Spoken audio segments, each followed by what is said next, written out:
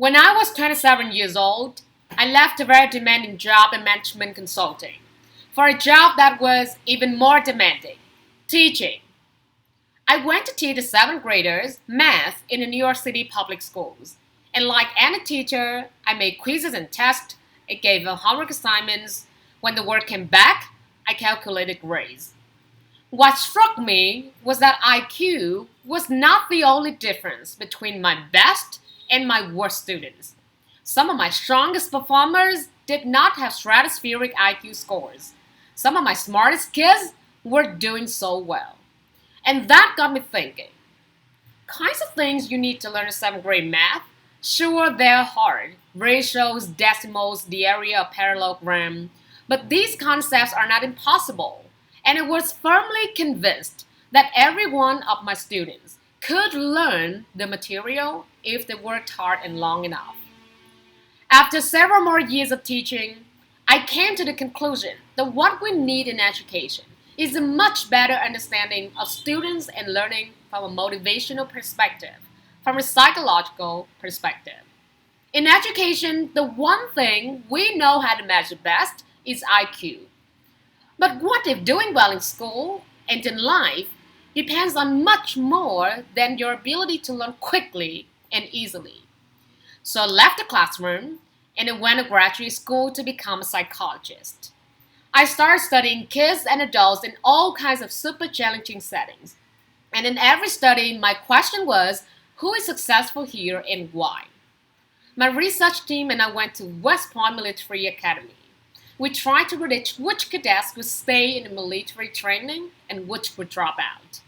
We went to National Spelling Bee and tried to predict which student would advance farthest in competition.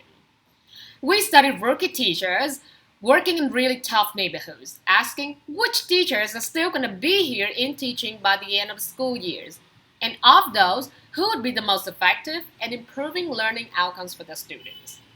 We partnered with private companies, asking which of these salespeople is going to keep the jobs and who's going to earn the most money.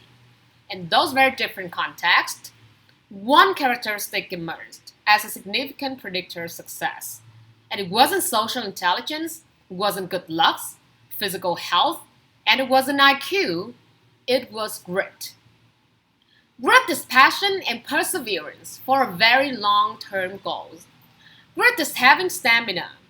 Grit is sticking with your future, day in, day out, not just for the week, not just for the month, but for years, and working really hard to make the future a reality.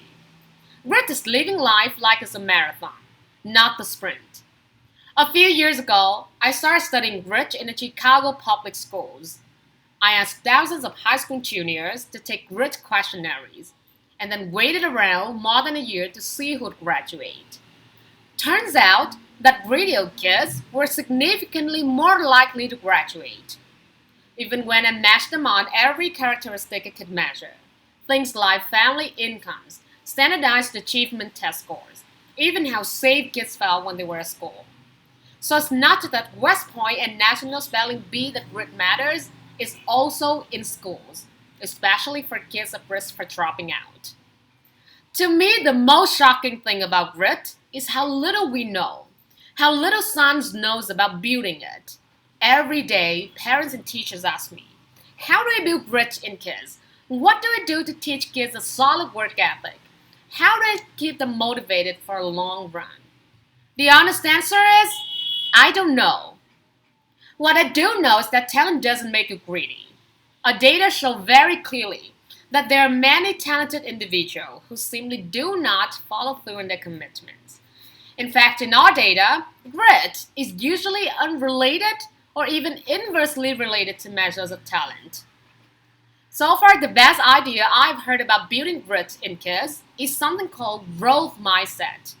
It is an idea developed at Stanford University by Carol Dweck, and it is the belief that the ability to learn is not fixed, that it can change with the effort.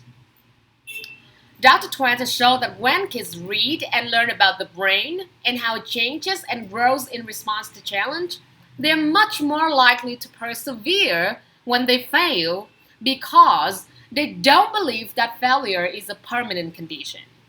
So growth mindset is a great idea for building grit. But we need more, and that's where I'm going to end my remarks because that's where we are. That's the work that stands before us. We need to take our best ideas, our strongest intuitions, and we need to test them. We need to measure whether we've been successful, and we have to be willing to fail, to be wrong, to start over again with lessons learned. In other words, we need to be greedy about getting our kids greedier.